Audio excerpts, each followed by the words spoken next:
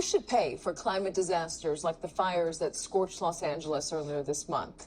A new bill in the California state legislature says big oil is the one that should foot the bill because big oil is ultimately responsible, arguing fossil fuel companies have known for decades that their product is what fuels climate change. If passed, the legislation would allow victims of climate disasters, along with their insurance providers, to directly sue oil companies, the same way victims were eventually allowed to sue big tobacco for lying about how dangerous cigarettes are. Joining us now, California State Senator Scott Wiener, who introduced this bill. Thank you so much for joining us. Can you explain the intention behind this?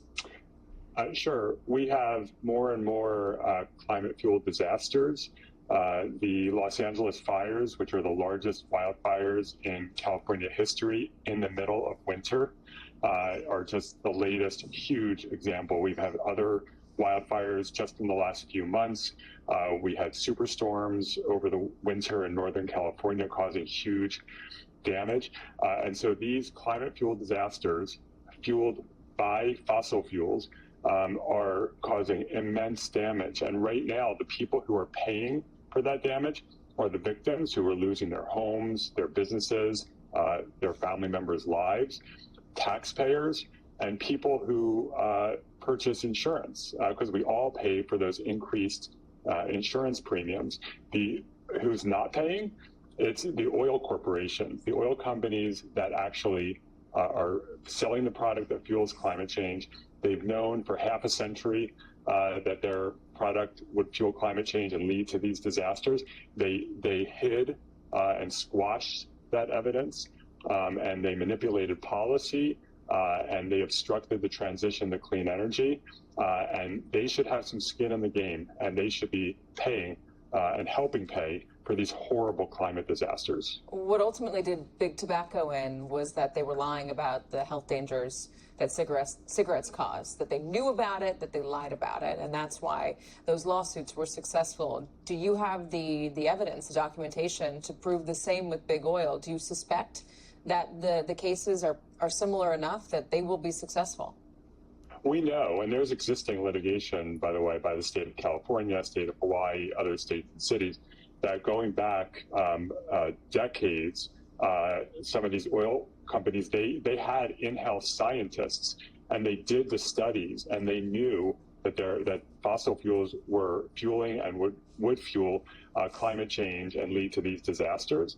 And instead of saying, hey, let's be part of the solution, they hid that evidence. They denied it. They denied the link between fossil fuels and climate change for a very, very long time. They manipulated the political process, poured such huge amounts of money into politics, including we saw what happened in the last presidential election where Donald Trump said, hey, to the oil companies, if you fund me at $1 billion, I'll give you whatever you want. And they've done, and for decades, it slowed down our transition to clean energy. And here we are with people in Los Angeles, thousands and thousands of people losing their homes, multi-generational homes, losing their businesses, communities being torn apart and having to rebuild. And this industry, the oil industry, needs to be part of the solution. It should not just be dumped on taxpayers and homeowners who have to pay such explosive premiums that some people will not be able to own a home anymore because they can't afford the insurance.